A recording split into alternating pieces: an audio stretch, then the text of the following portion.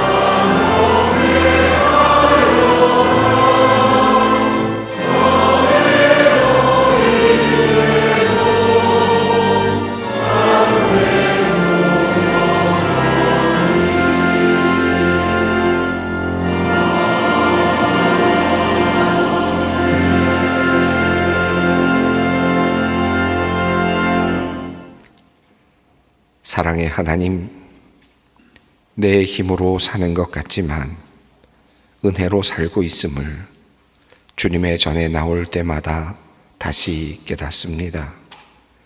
한없이 연약한 우리를 지금까지 지켜주시고 도와주신 하나님, 눈동자와 같이 지켜주시는 그 사랑에 힘입어 오늘도 주님께 찬양과 영광을 올려드립니다.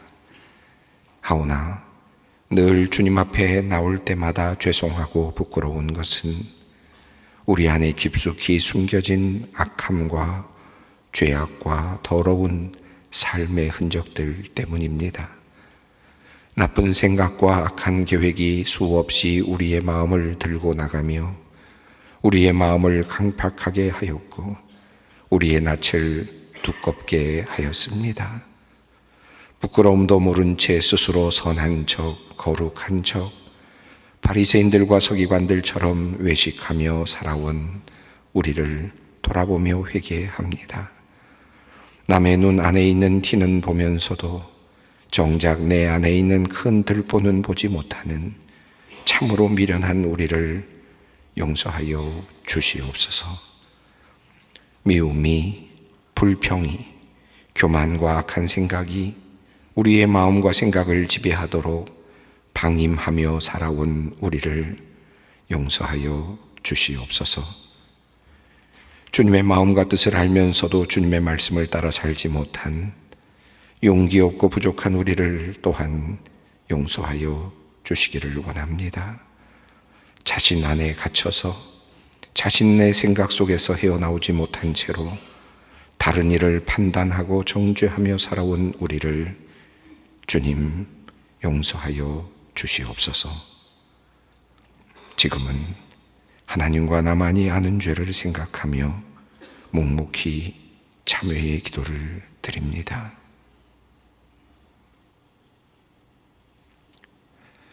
그리스도께서 하나님 곧 우리 아버지의 뜻을 따라 이 악한 세대에서 우리를 건지시려고 우리 죄를 대속하기 위하여 자기 몸을 주셨으니 영광이 그에게 세세토록 있을지어다. 그러므로 주 예수 그리스도 안에 있는 자에게 결코 정죄함이 없느니라. 아멘.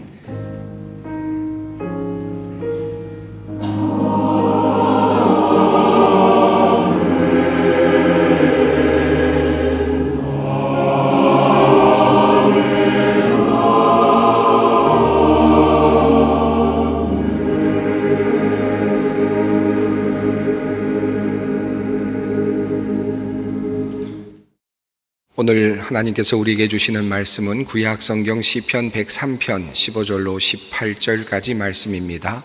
시편 103편 15절로 18절까지 말씀입니다. 이 계시의 말씀을 봉독할 때 다 함께 살아계신 하나님의 음성을 들으실 수 있기를 바랍니다. 인생은 그 날이 풀과 같으며 그 영화가 들의 꽃과 같도다. 그것은 바람이 지나가면 없어지나니 그 있던 자리도 다시 알지 못하거니와 여호와의 인자하심은 자기를 경외하는 자에게 영원부터 영원까지 이르며 그의 의는 자손의 자손에게 이르리니 곧 그의 언약을 지키고 그의 법도를 기억하여 행하는 자에게로다. 아멘. 전통적인 장로교 교리문답서 중에 하나인 하이델베르크 요리문답 그 첫 번째 질문은 이렇게 시작이 됩니다. 살아서나 죽어서나 당신의 유일한 위로는 무엇입니까? 이 질문에 대하여 우리는 무엇이라고 대답을 할 수 있을까요? 살아있는 현재뿐만 아니라 죽어서도 나에게 위로가 되는 것이 있다면 그것은 무엇일까요? 많은 사람들이 돈을 의지합니다. 재산이 많은 것을 힘으로 생각을 합니다. 은행 통장에 들어있는 그런 잔고를 보면서 마음이 뿌듯한 분들도 계실지 모르겠습니다. 내가 언제든 원하기만 하면 나는 이 돈으로 무엇이든지 할 수 있다라는 마음으로 마음의 위로를 얻는 분들도 있을 겁니다. 자신이 가지고 있는 땅이 위로가 되는 분도 있을 것이고 또 자신이 가지고 있는 아름답고 멋진 외모가 큰 위로가 되는 사람도 있겠죠. 자신이 가지고 있는 좋은 직업이 또 사람들에게 자랑거리가 되고 위로가 되기도 할 것입니다. 남들이 부러워하는 지식을 가지고 있는 것도 큰 위로가 될 수 있을 것이고 또 명예도 큰 위로가 될 수 있을 겁니다. 어떤 분들은 자기가 지금 함께 하고 있는 자식들을 보면서 위로를 얻는 분들이 많이 있습니다. 자식이 잘 되는 것, 자신보다 자식이 더 나은 삶을 살게 되는 것을 큰 위로로 알고 그렇게 살아가는 분들이 상당히 많이 있습니다. 제가 미국에서 잠시 목회할 때 미국으로 당시 그 옛날입니다만은 과거에 미국으로 이민을 왔던 분들 중에 많은 분들이 있었습니다. 그분들 중에 많은 분들이 한국에서는 꽤나 좋은 직장에 다니거나 또 큰 일을 또 영향력 있는 일을 하던 분들이었는데 그런 분들이 미국에 와서는 세탁소를 운영하거나 또는 청소의 일을 어렵게 감당하는 분들을 종종 만나곤 했습니다. 또 지방에서 군수를 하던 분이 미국에 와서 청소부 일을 하는 분들도 본 적이 있습니다. 그분들의 가진 그 마음의 소원은 나는 비록 잘 못하더라도 또 행복한 삶을 못 살더라도 자식들이 이 땅에서 잘 뻗어나갈 수 있으면 좋겠다라는 그런 소원을 그들이 가지고 있었음을 보았습니다. 아마도 그런 분들에게 위로가 되는 것이 있다면 자식들이 잘 되는 것, 그것이 그들에게는 큰 위로가 아니었을까 하는 생각이 듭니다. 어떤 사람들은 먹는 것으로 위로를 삼는 분들도 꽤 있습니다. 폭식을 하거나 술을 마시거나 담배를 피우거나 혹은 심지어 약물이나 혹은 또 마약과 같은 그런 것들에 탐닉하면서 그것이 주는 잠시의 그 기쁨, 그것의 위로를 얻으면서 살아가는 분들이 꽤 많이 있습니다. 또 성적인 쾌락에 그 모든 것을 걸고 그것이 주는 잠시의 그 위로를 얻으려고 그렇게 살아가는 사람들이 꽤 많이 있습니다. 이런 분들을 보면 참 안타깝다라는 생각이 들기도 합니다. 그것들이 주는 위로가 너무나도 일시적이고 순간적이기 때문이죠. 그 짧은 순간의 위로를 얻기 위해서 자신의 그 모든 큰 인생, 그 중요한 인생을 허비하고 살아가는 사람들, 또 망가뜨리고 살아가는 사람들을 보면 참 안타까운 생각이 들기도 합니다. 물론 우리가 위로를 받는 것은 한 가지만은 아닐 겁니다. 어떤 사람은 건강과 더불어서 직업과 더불어서 가족이 위로가 될 수도 있겠고요. 또 어떤 경우에는 시기에 따라서 처음 어렸을 때는 외모가 위로가 되다가 또 나이가 들면서는 재산이 위로가 되다가 또 그 이후에는 자식이 위로가 되는 그런 경험을 하는 분들도 있을 것입니다.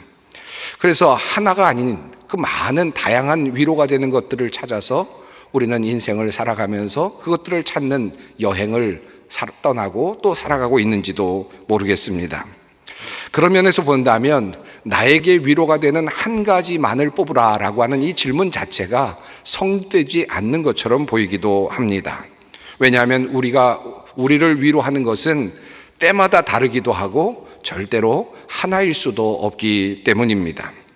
그런데 이 말은 한편으로는 우리에게 위로를 주고 있는 많은 것들이 실제로는 정말 궁극적으로 우리에게 진정한 위로가 되지 못한다라는 반증이기도 하겠습니다. 술이라든지 약물이라든지 성적인 쾌락이라든지 이런 것들의 위로를 받고 살아가는 사람들을 보면서 참 안타깝다, 참 지혜롭지 못하다라는 생각이 들지 않습니까? 너무나도 짧은 순간의 만족과 위로를 위해서 살아가는 사람들 참 안 됐다라는 생각이 들지 않습니까? 그런데 한편 생각해 봅니다. 우리가 그래도 정상적이다라고 생각하며 살아가는 우리에게 주는 위로를 주는 그 덕목들, 그것들은 또 어떻습니까? 그것은 얼마나 오래 가는 것일까요? 우리에게 진정 위로를 준다고 하는 덕목들 중에는 한 10년 정도 우리에게 위로를 주는 것들도 있을 것이고, 우리에게는 때로는 한 20년 정도 우리에게 위로가 되는 것도 있을 것이고, 30년 정도 우리에게 위로가 되는 것도 있을 것이고, 그저 우리의 인생 전체에 큰 위로가 되는 어떤 것이 있다고 하더라도 우리의 인생 안에서만 위로가 되는 것일 뿐이죠. 그런 면에서 본다면 우리는 모든 것이 일시적이고 그리고 또 순간적인 그런 위로를 찾으며 거기에 모든 것을 걸고 살아간다라고 그렇게 말할 수도 있을 것 같습니다. 또 어떤 경우는 우리가 위로를 받고 있었던 어떤 것으로부터 배반을 또는 배신을 경험할 때가 종종 있습니다. 오직 자식이 잘 되기만을 바라면서 그것을 위로 삼고 그렇게 살았던 부모님이 훗날 자녀에게 버림을 받거나 또는 홀대를 받는 경우들이 종종 있습니다. 어떻게 키웠는데, 내가 어떻게 모든 것을 걸고 키웠는데 이럴 수가 있는가 후회를 하지만 자식으로부터 그런 대우를 받을 때 마음의 참담함은 이루 말할 수 없을 것입니다. 그래서 인생을 조금 더 깊이 생각하며 고민하는 사람들이라면 어떤 것도 나에게 진정한 위로가 되지 않는다라는 사실을 깨닫게 되죠. 그리고 어떻게 그러면 살아갈 것인가에 대해서 많은 마음을 쓰게 됩니다. 신앙생활이 무엇일까요? 우리가 신앙을 가지고 살아간다는 것이 무엇일까요? 어쩌면 그와 같은 질문에 대한 대답을 찾아가는 인생의 여정이 아닐까 하는 생각이 듭니다. 그 대답을 마침내 찾아서 참된 안식 안으로 들어가고 싶은 사람들, 마침내 그 안식 안으로 들어가서 참된 위로를 받고 싶은 사람들이 찾아 떠나는 여행, 그것이 바로 신앙생활이 아닐까 하는 생각이 들기도 합니다. 신앙의 길이란 물론 새벽 기도에 나온 것도 포함이 되겠죠. 그리고 주일마다 예배에 참석하는 것도 아주 중요한 일이 될 수도 있겠죠. 그러나 그것만은 아닙니다. 헌금 생활로 참여하는 것도 중요하겠지만 어려운 이웃을 돕는 것도 중요하겠죠. 그리고 교회학교 교사나 또는 찬양대 대원으로 혹은 여전도회 남선교회 회원으로 재직교회 회원으로 활동하며 교회 일을 감당하며 하나님의 그 사역에 동참하는 것도 매우 중요하겠죠. 그러나 이 모든 것들을 다 포함할 수 있지만 그보다 더 중요한 신앙의 여정이 있다면 그것은 바로 이 유한하고 복잡하고 정의롭지 못한 이 세상에 살아가면서, 그리고 이 혼란스럽고 규칙도 없고 그리고 모순덩어리인 인생의 삶을 살아가면서 어떻게 우리가 이 세상 속에서 우리의 삶 속에서 위로를 받으며 참된 안식을 누리며 살아갈 것인가? 이 질문을 묻고 그 질문에 답해가는 것이라고 할 수 있을 것입니다. 이것이 바로 신앙의 길입니다. 참된 안식을 얻기 위해서 우리는 무엇을 해야 할까요? 참된 위로를 얻기 위해서 우리는 그렇다면 어떤 것을 먼저 점검해야 하겠습니까? 먼저 우리가 우리 자신이 누구인가를 먼저 살펴볼 필요가 있지 않겠습니까? 위로를 받고자 하는 나는 누구인가? 안식을 얻고자 하는 나는 도대체 어떤 존재인가? 어디를 살아가고 있는 그런 존재인가를 먼저 살펴보는 것이 필요할 것입니다. 사실은 많은 사람들이 듣기 싫어하는 말이고 또 이야기하기를 꺼려하는 사실입니다만은 오늘 본문은 우리에게 매우 중요한 한 가지 사실을 우리에게 알려주고 있습니다. 시편 103편 15절로 16절 말씀입니다. 인생은 그날이 풀과 같으며 그 영화가 들의 꽃과 같도다. 그것은 바람이 지나가면 없어지나니 그 있던 자리도 다시 알지 못하거니와. 성경은 말씀합니다. 인생은 한 번 피었다가 들풀에서 그저 들판에서 피었다가 지는 꽃과 같다. 참으로 짧은 인생이다 라는 사실을 우리에게 분명하게 알려줍니다. 사실 그렇지 않습니까? 우리가 살아가면서 나이가 들면 모든 것들이 다 평등해지는 것을 경험하게 됩니다. 잘생겼던 사람이나 못생겼던 사람이나 나이가 어느 정도 들면 비슷한 수준이 됩니다. 젊었을 때는 아주 분명하게 그 아름다움과 그리고 못남이 차별이 되고 분명하게 드러나는데 60세, 70세, 80세가 되어가다 보면 그 얼굴이 비슷해지는 것을 경험합니다. 우리 젊은 분들 중에서 내가 못생겨서 참 힘들다라는 분이 계시면 조금만 참으시면 됩니다. 그러면 평등함을 느끼시게 될 것입니다.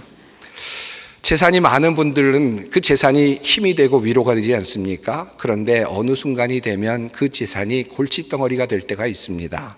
그것이 문제의 발단이 되고 또 어렵게 하는 단초가 될 때가 있죠. 내가 위로를 받고 있던 그것이 도리어 문제가 될 때도 있습니다. 또 나이가 들면 많은 것을 잘 먹던 분들도 비슷한 것을 먹게 되어 있습니다. 그저 물에 밥을 말아서 먹거나 또 국에 물을 말아서 조금 먹는 것으로 끼니를 때울 수밖에 없는 그와 같은 시간도 우리에게 도래합니다. 또 지금은 명품이나 멋진 옷을 입고 살아가고 나가서 그런 것을 자랑하고 있지만 어느 시간이 되면 집 밖에도 제대로 나가지 못하고 그저 잠옷을 입고 그렇게 똑같은 모습으로 살아갈 때가 있습니다. 모든 것이 다 그렇게 평범해질 때가 있습니다. 그리고 그 인생은 그다지 그렇게 길지도 않습니다. 인생은 참으로 짧습니다. 그 짧은 인생을 살면서 우리가 무엇에서부터 위로를 얻을 수 있을까요? 사실은 외모도 아니고 가진 것도 아니고 먹는 것도 아닙니다. 죽어서나 살아서나 나에게 위로가 되는 것이 있다면 그것은 진정 무엇일까요? 오늘 본문 말씀인 시편 103편은 이렇게 시작이 됩니다. 내 영혼아 여호와를 송축하라. 내 속에 있는 것들아 다 그의 거룩한 이름을 송축하라. 내 영혼아 여호와를 송축하며 그의 모든 은택을 잊지 말지어다. 성경 말씀은 시편의 기도자는 하나님을 찬양하라, 하나님을 송축하라 라고 그렇게 외칩니다.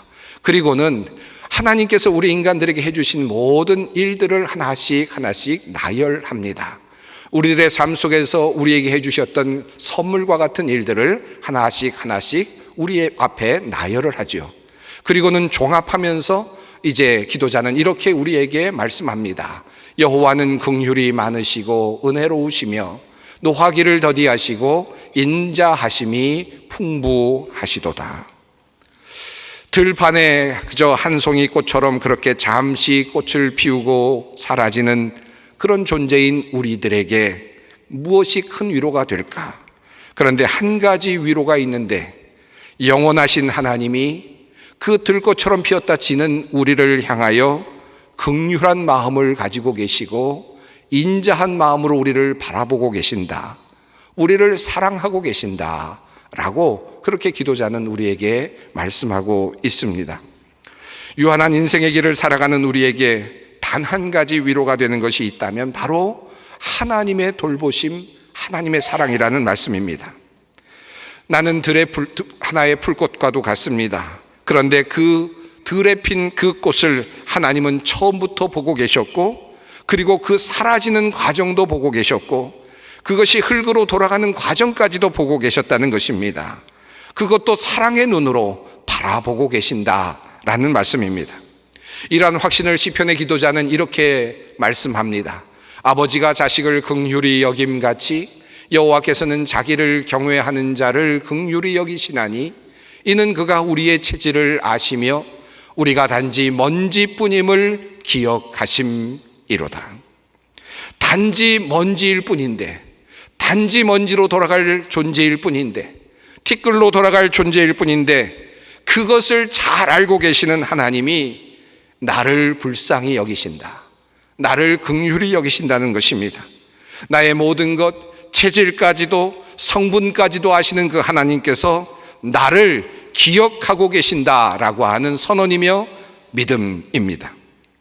한마디로 말하면 나는 잊혀지지 않는다, 나는 결코 없어지지 않는다, 하나님의 기억에서 사라지지 않는다, 나는 그러하다라고 하는 신앙입니다. 바로 그 고백입니다. 이 신앙의 기초를 우리 주 예수 그리스도께서 친히 이 땅에서 보여주시지 않으셨습니까? 세상의 권력이 예수를 십자가에 달아 매었습니다. 예수님께서는 죽임을 당하셨고 사망의 권세가 승리한 것처럼 보였습니다. 모든 인간들이 걸어갔던 그 길을 예수님께서도 걸어가셨습니다. 죽어가는 길, 그저 들에 피었다가 그저 사라지는 꽃처럼 그렇게 사라지는 인생의 길을 예수님께서도 걸어가셨습니다. 그것도 33세라고 하는 짧은 나이에 그 모든 것들을 경험하시고 죽음에 내던져지셨습니다. 그렇게 예수님께서는 모든 인간이 그러하듯이 그렇게 무덤에 장사되셨습니다. 티끌로 돌아갈 뿐입니다. 사망의 권세가 그 모든 것들을 휘잡고 있었을 뿐입니다. 그런데 사흘째 되던 날 하나님은 그 죽었던 예수를 다시 살려내심으로 그를 향한 하나님의 사랑을 증명해 보여주셨습니다. 예수님께서 죽음에 처하셨을 때 하나님께 잊혀지지 않았다는 사실을 성경은 우리에게 알려주고 있습니다.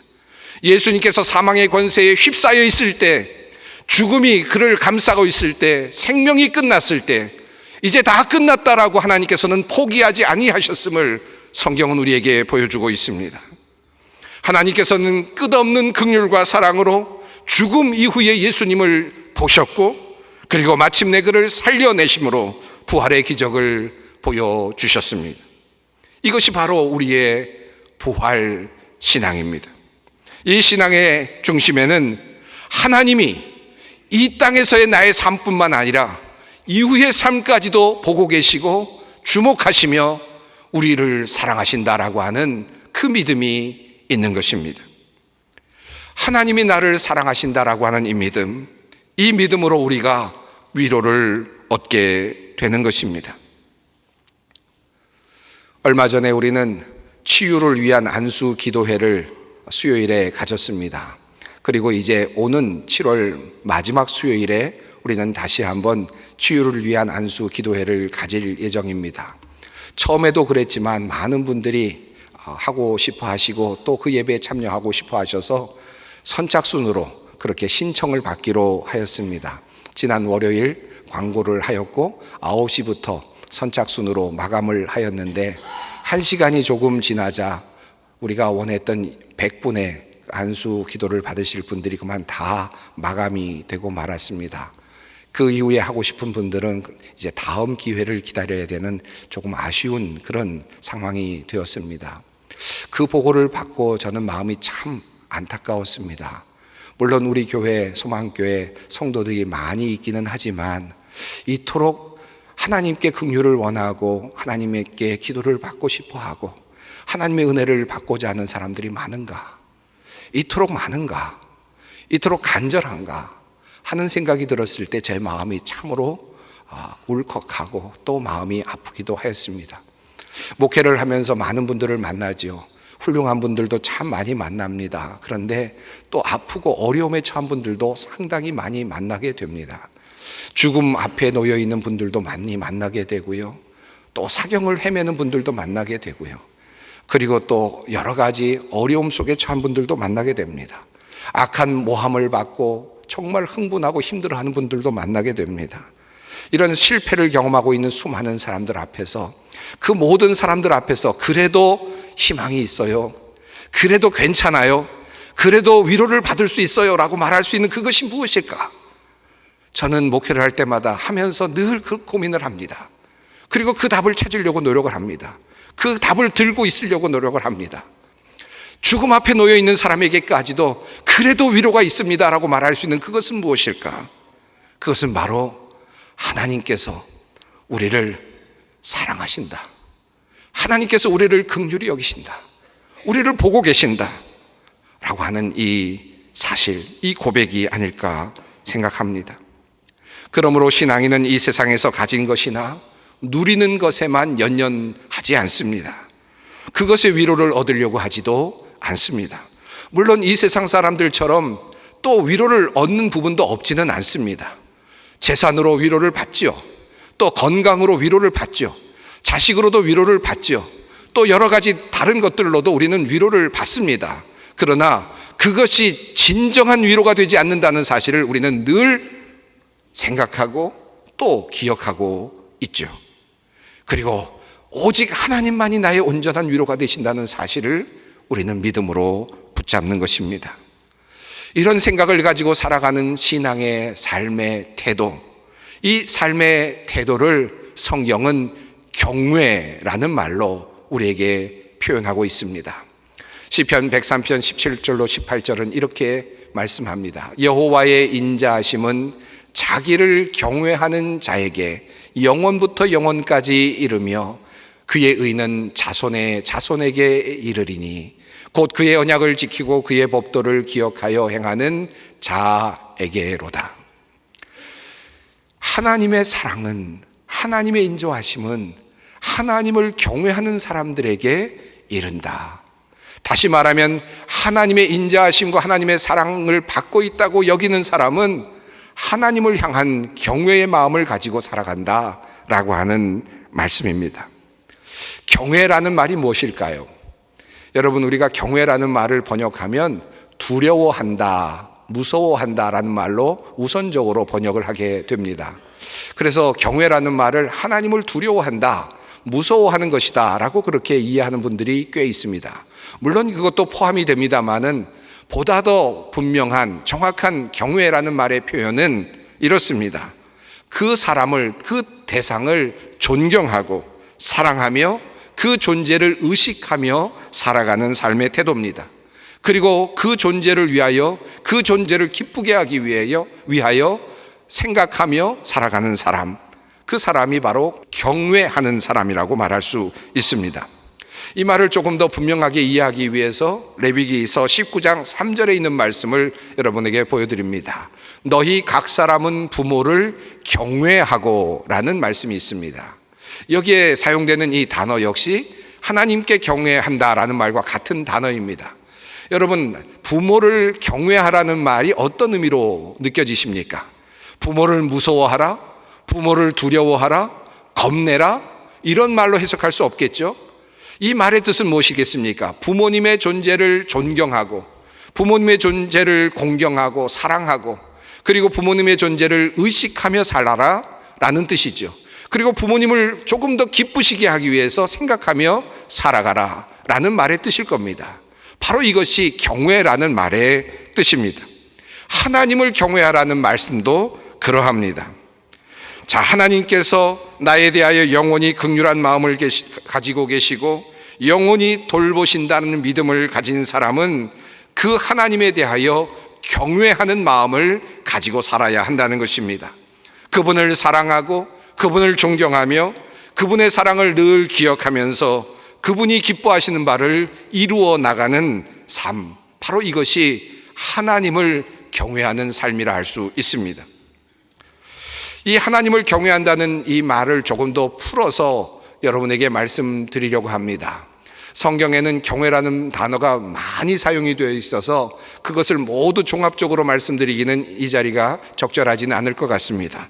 하지만 레위기서 말씀만을 통해서 우리는 하나님을 경외하는 삶이 어떤 삶인지를 살펴볼 수 있습니다. 오늘은 그 말씀들을 몇 개 읽어보려고 합니다. 먼저 19장 14절 말씀입니다. 너는 귀먹은 자를 저주하지 말며 맹인 앞에 장애물을 놓지 말고 내 하나님을 경외하라. 나는 여호와이니라. 또 말씀하셨습니다. 너는 셋머리 앞에서 일어서고 노인의 얼굴을 공경하며 내 하나님을 경외하라. 나는 여호와이니라. 또 말씀합니다. 너희 각 사람은 자기 이웃을 속이지 말고 내 하나님을 경외하라. 나는 너희의 하나님 여호와이니라. 또 말씀합니다. 너는 그에게 이자를 받지 말고 내 하나님을 경외하여. 또 말씀하셨습니다. 너는 그 종을 엄하게 부리지 말고 내 하나님을 경외하라. 흥미로운 말씀들이 레위기에만 이렇게 이어지고 있지 않습니까? 하나님이 나를 사랑하시고 나를 영원히 돌보신다는 믿음을 가지고 살아가는 사람들, 이것을 위로로 삼고 살아가는 사람들이 살아가는 삶의 태도, 그 하나님을 경외하는 삶은 어떤 삶인가? 이 삶은 이웃을 속이지 아니하며 노인을 공경하며 장애인들을 우습게 여기거나 무시하지 않고 이자를 형제들에게서 받지 아니하고 종을 엄하게 부리지 않는 모습으로 나타납니다. 왜 이런 모습이 하나님을 경외하는 모습일까요? 한마디로 말하면 은혜를 받은 사람으로서, 하나님의 무한하신 긍휼하심을 받은 사람으로서, 그리고 하나님의 무한하신 긍휼을 받을 사람으로서, 그것을 믿고 있는 사람으로서 그 사람답게 살아가는 것입니다. 이것이 바로 하나님을 경외하는 삶이라 할 수 있습니다. 이런 신앙의 태도를 가지고 있는 사람들, 바로 이런 사람들이 신앙인, 바로 우리라고 할 수 있겠습니다. 하나님을 경외한다, 하나님을 두려워하며 살아간다라고 하는 이 말의 뜻은 바로 하나님께서 나를 사랑하시고 끝까지 사랑하신다라는 이 믿음을 가지고, 죽어도 산다라고 하는 이 믿음을 가지고 너그러운 마음을 가지고 이 세상을 살아가는 삶의 태도라 할 수 있습니다. 사랑하는 성도 여러분, 그러므로 이제 설교를 마무리하면서 여러분에게 다시 질문을 던지고자 합니다. 죽어서나 살아서나 여러분의 유일한 위로가 있다면 그것은 무엇입니까? 그리고 만약 여러분이 그 위로를 여러분의 신앙으로 가지고 있다면 그 유일한 위로가 여러분의 삶을 어떻게 바꾸어 놓았습니까? 이 질문에 대답을 할 수 있는 우리 소망의 성도 여러분들이 되시기를 간절히 바랍니다. 기도하겠습니다. 긍휼이 많으신 하나님, 잠시 살아가는 우리의 인생을 살피실 뿐 아니라 우리를 영원한 나라로 이끄시기를 원하시는 주님, 죽어서나 살아서나 우리의 유일한 위로는 예수 그리스도를 통하여 드러난 하나님의 사랑이 있음을 고백합니다. 이 믿음으로 하나님을 경외하며 살아가기 원합니다. 주님께서 기뻐하실 일을 감당하며 소망을 가지고 이 짧은 인생의 길을 기쁘게 살아가는 우리가 되게 하옵소서. 우리의 유일한 소망이 되시는 예수님의 이름으로 기도드립니다. 아멘. 이제 다 함께 찬송가 347장 함께 부르시겠습니다.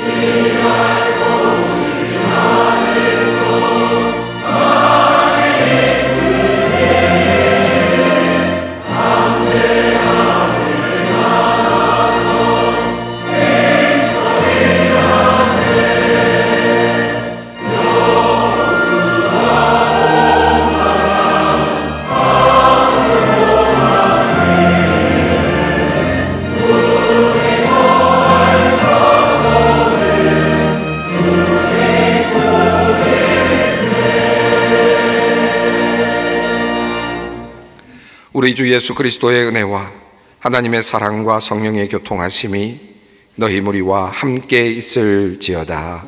아멘.